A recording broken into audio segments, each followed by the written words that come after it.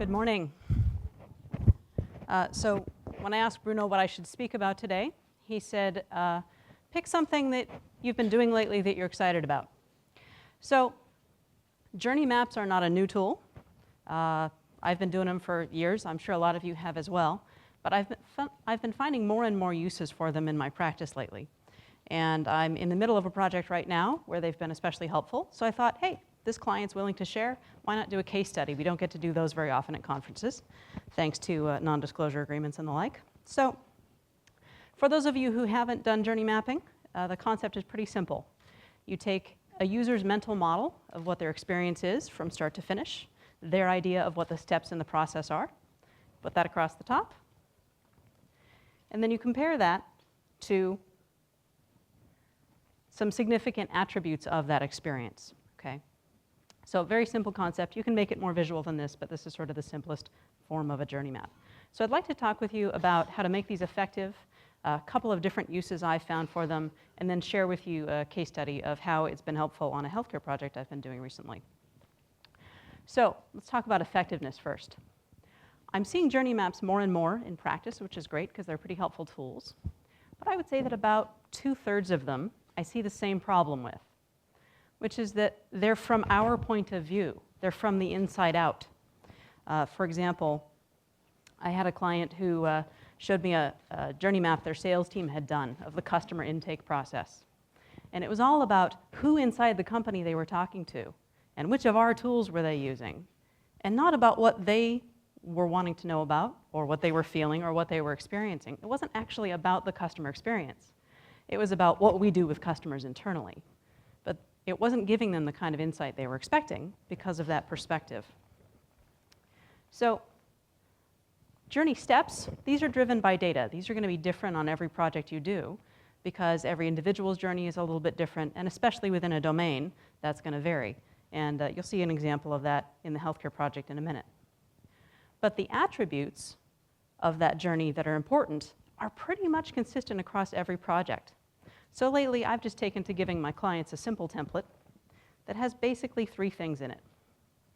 The first of those is what your customers and users want and need. And by that, I don't mean what's their wish list of features and functions.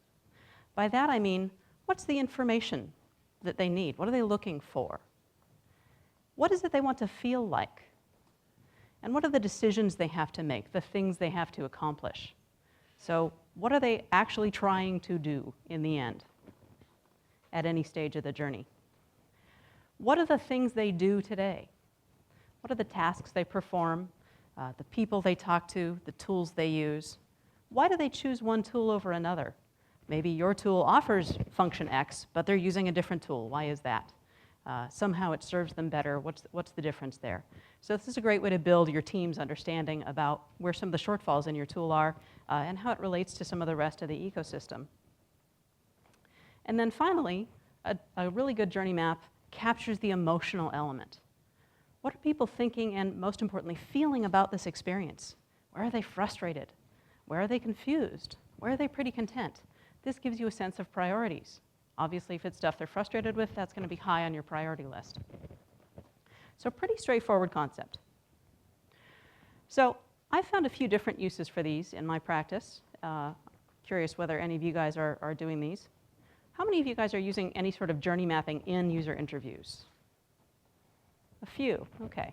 Yeah, I don't do it that often, but once in a while, if you have an interviewee who's kind of scattered, and it's hard to imagine exactly what their process is, doing some journey mapping together with them helps to clarify their workflow and the way they think about things. And so you can say, well, what I think I'm hearing you say is this. Is that right? Let's sketch this out together on a piece of paper. And sometimes that elicits better information from them, more clarity. So that's kind of a useful tool to fall back on an interview. It's not my main use of journey maps, though. Something I've started doing with journey maps more recently, probably the last year or two maybe, is actually using them as an interview teaching tool.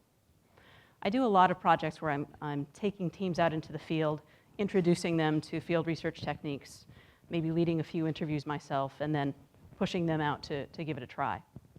So what I do with these teams is once they get back to the studio, I say, okay, now make a journey map of the interview you just did. And it's interesting because most people, their first few interviews really struggle with doing this because they don't realize how much information they're missing in that interview until they try to map it out. Now, it's normal that if you have, say, an experience that's a year old, people will miss details and you'll have some blanks in the journey map. But sometimes what happens is people will start to work on their journey map and they'll fill in about that much and they'll realize, wow, we have more than half of that blank. I guess in our next interview, we need to get better at asking these kinds of things, don't we? And then they do a better job in the next interview. And after 2 or 3 interviews, they're really getting it down and they know what kinds of things they need to follow up on, even in a relatively unstructured ethnographic style interview. So it's a really great teaching tool, I'm finding. The main use, though, for journey maps is probably what most of you have used them for, and that's finding commonalities and opportunities in your user research data, and then using that to figure out what to design. So where are people doing the same kinds of things? Where are they unhappy? These are good areas to target our design efforts toward. And those of you who joined me for my workshop yesterday actually used a journey map to begin solving for the personas. So for example, you could say, at this stage of the journey, here's the most important question, kind of like Derek was just talking about with context, very similar concept. So she wants to know that. That should be the first thing that we show in our interface, right? Now, journey maps aren't useful for every single project. I find I mostly use them on big, complex interactions where the life cycle is a bit prolonged. You know, a 10-minute kiosk interaction is probably not the best candidate for a journey map. But if you've got something that's multi-channel, multi-platform, that's prolonged over time, where you have several interactions with a customer, that's a really good candidate for mapping, especially because it helps to get people looking across the silos of the organization, the different parts of that experience where maybe information isn't getting passed back and forth. So that's the basic idea. So let's get into an example of how this is useful in a real project. So this is a project I've been working on for a little while now. This is a client in Boston, a company called Patientslikeme. This is a startup of around 40 people. They started several years ago when Stephen Haywood, in the photo there at the lower left, contracted a degenerative fatal illness called ALS, or Lou Gehrig's disease. So his 2 brothers and a friend of theirs, all 3 MIT engineers, decided that healthcare was of no use. They really can't do anything about this condition.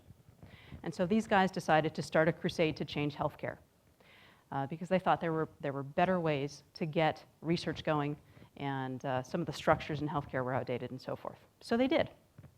And what came out of this effort is a company called Patientslikeme. And the essential idea here is that they use patient-generated data, so stories and symptoms and side effects and treatment information that patients are providing. And they use that and they crunch the data and they find trends and they figure out what's working and what's not. And they've published several papers in respected medical journals already. And the idea here is that in the short term, patients sharing information with one another can improve their immediate outcomes. I'm having this problem. Is anybody else here having that problem? What are you doing about it? So that's helpful. It's also useful for patients to track their information over time. With certain conditions, if people adjust their exercise and sleep and that sort of thing, it can change their behavior. So giving them some tools to understand and adjust their own behavior also affects their outcomes. And then in the long run, the company's big goal is to use all of this content that people are creating to create long-term research findings and change healthcare and find better cures and treatments and things like that. So the goal of the project is to broaden their audience, because obviously this is a pretty big dream, and they need a lot of data to do it. And right now they have about 150,000 pretty dedicated users, folks who are pretty into their own healthcare, very motivated by the sort of condition they have and just by personality to create and track a lot of information. And so they're getting good data from these people. They want to get even more data from them, and they want to get data from people who are maybe a little less dedicated. They know they're never going to be Facebook, but they think that there's a bigger audience out there who could be contributing. So we did some in-home and remote ethnography with about 25 people, and we looked at healthcare decision-making, how people get and give support, and we looked at different kinds of content consumption and creation over the whole patient journey. And so what we found, this is that top row of the journey map, was remarkable consistency. We interviewed and observed folks with a really wide variety of illnesses, everything from pretty straightforward cosmetic kinds of things like psoriasis to fatal long-term degenerative diseases. And what we found was, although degree differed, people did more or less of the same sort of reaction, the whole journey was basically the same, regardless of condition, which was pretty fascinating. So most people started with having some symptoms and seeking a diagnosis. A few people were surprised by a diagnosis from a test result or something. There's that moment of getting a diagnosis, which is pretty transformative if it's a severe illness. Then people go through sort of a complex phase of both making emotional sense of what's going on and also finding a treatment plan that works for them. Eventually, they find something that mostly works. They optimize and adjust to the changes in their lives. And eventually, there's a new normal. They're just living with it. But once in a while, something will happen. Some sort of change will kick them back to an earlier stage in that process. So this whole life cycle is very consistent. So let's break it down and look at some of the implications for design that we found in here. So let's start with having symptoms. What we generally heard here was people would have some symptom. Fatigue was a common one, maybe some sort of little neurological thing.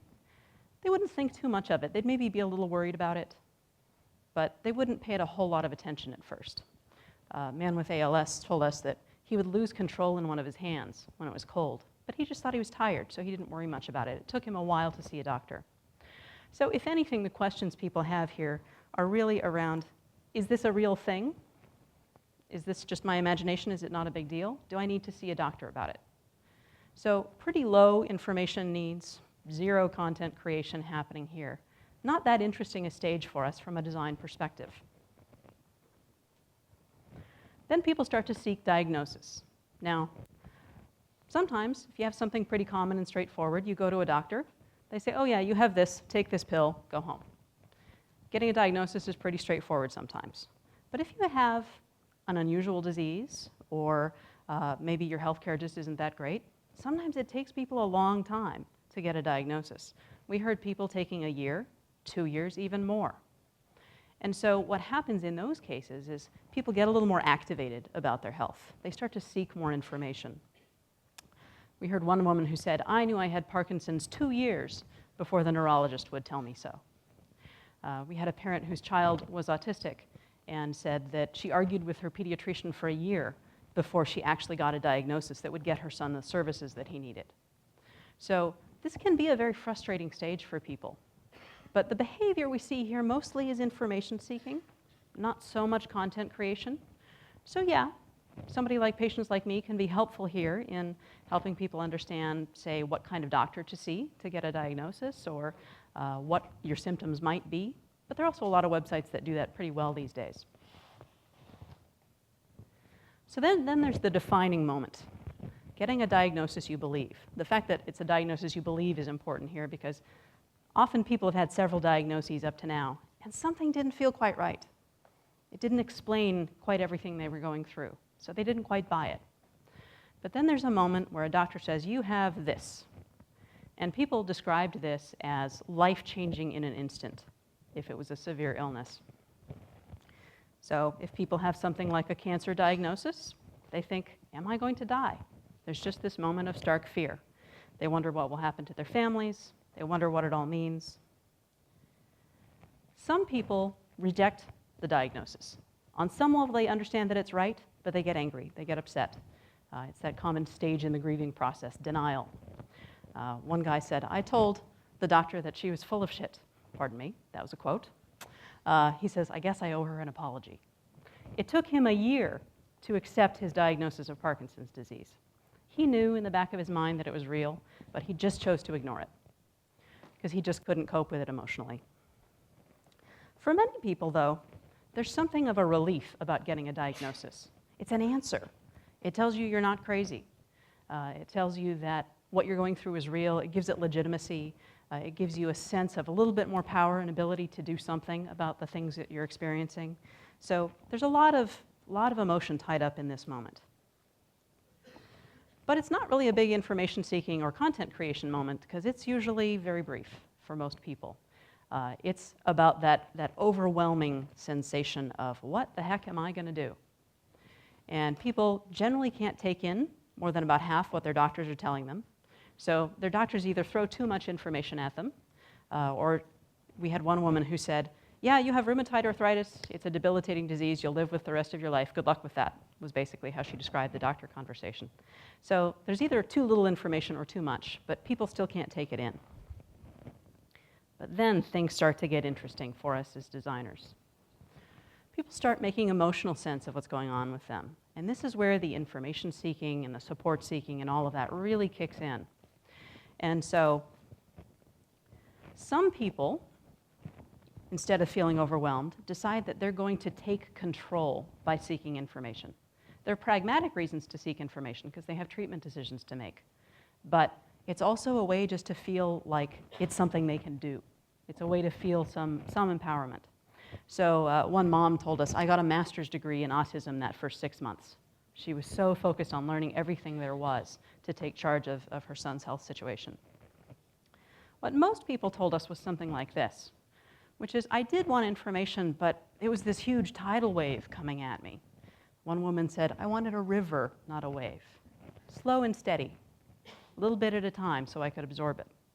And the strategy we heard a lot of people use was bringing loved ones along to take notes and to listen, because they couldn't absorb it all.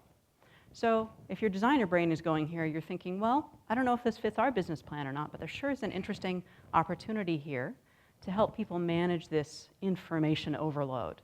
What happens if they don't have a loved one who can come with them? Is there a way that a product can provide that information? So we're starting to see some design opportunities in our journey mapping here. Another one that we heard a lot as people were starting to make sense of things was that they were helping loved ones make sense of things. So imagine you've just been diagnosed with some life-changing illness, and you have to not only deal with your own stuff, but everybody around you wants to know what's going on and understand it too. So we saw a lot of people being educators and being communicators, people turning to things like Facebook so that they could give everybody updates on what was up with the diagnosis or the treatment or that sort of thing. And so, again, here's an interesting opportunity of, is there a way we can help people manage some of this communication in a lower effort way? Because this communication doesn't usually create that much value for the patients, so much as it's an obligation to their family and friends. And then we get to the treatment decision making. So here's where people are trying to find a plan. Sometimes it's very simple. The doctor says, you have this very well understood form of cancer, here's your treatment plan, we're going to start on Tuesday. But often it's more complicated than that. People try different treatments that maybe clinically do or don't work. They try different treatments that maybe fit their lifestyle or don't. So what happens here is a lot of learning. People are starting to learn new vocabulary. They're trying to master a whole new set of concepts. They're maybe mastering new skills like taking blood glucose readings or self-injecting or just remembering to take a complex set of pills at the right times every day. So they're habit forming at this stage. And so if, for example, one of our things were about creating behavior change, this would be a good time to do that because people are figuring out what is it I'm supposed to do, and they're forming new habits. So it's a good time for education. People are experimenting a whole lot. They're trying different treatments and so on. And gosh, if we're trying to get treatment efficacy information, this is information we sure would like to capture because this is where a lot of that, what works and what doesn't work, is happening. So this is a phase we want to pay good attention to. And the other thing that happens here is people realize the limitations of medical care. Doctors are pretty good at treating the disease, but they're not so good at telling you what it's like to live with the disease or what it's like to live through that treatment. And so here's where people start turning to other patients, other people who've shared that experience. What's that like? And they get all these great tips about, get a satin pillowcase for when all your hair falls out from chemotherapy, or don't wear your favorite sweater to chemo because you'll never want to see it again when you're done, or lots of other tips like that. And so people start, at this point, turning to patients like me. So what people are doing here is they're starting to master their condition. Okay, they're learning. They're not really very good patients yet necessarily, but they're starting to get the basics down, and they're getting to something that fundamentally works. And then once they've got that, once the big crisis is over, we start to get really juicy content creation happening, okay? So here's where people are starting to optimize their treatment, and they're starting to adjust to the changes in their lives. So a really profound shift happens here. One woman summarized it for us like this. She said, you go from needing to know about autism to needing to know about your child. A lot of people expressed this idea that doctors are useful consultants at this point, but they're the experts in their own condition now. They're the experts in what's going on for them. So that dynamic changes a great deal. So here's where we start to get patients activated. And so this is a good time for us to engage them. We saw some interesting kind of self-defense behavior in people who'd seen multiple doctors. Because I don't know about in Europe, but in the US, if you see 2 or 3 doctors, they don't talk to each other most of the time. You see one for this condition, one for that condition, or 2 or 3 specialists for the same condition. The patient has to be the connective tissue there, keeping everybody informed about changes in symptoms and treatments and so forth. And so people had learned to be more effective patients once they had done this. So we saw people taking a lot of notes. We saw one woman with a big, thick notebook with her entire health history in it. And she said, heaven forbid I drop this thing in a puddle. I don't know what I would do. There's also this interesting behavior with some kinds of conditions that people feel they can make a difference in. So mood disorders, gastrointestinal things, any condition where people feel like what I'm eating or how much I'm sleeping or exercising or what the weather's like, anything that they feel like is affecting their condition, where they can tweak it and optimize it and be better, patient observable data. If those people also happen to be a little bit quantitatively inclined, the people who do their own taxes and stuff like that, those are the people who tend to track a lot of information. And those are very interesting because that's the kind of data we need to do medical research. And so this is the stage where we start to see tracking behavior. And it's because people are trying to find causes. They're trying to find relationships between variables and make decisions. So it's not necessarily something they do forever, but they do it for a while. We saw it in several mood disorder patients who would keep track of how they were doing over the course of 2 or 3 months, and they'd take that to the doctor with them and say, here's how I'm doing, because they couldn't remember day to day what their fluctuations had been like. So again, we start to see some really interesting opportunities to engage people here.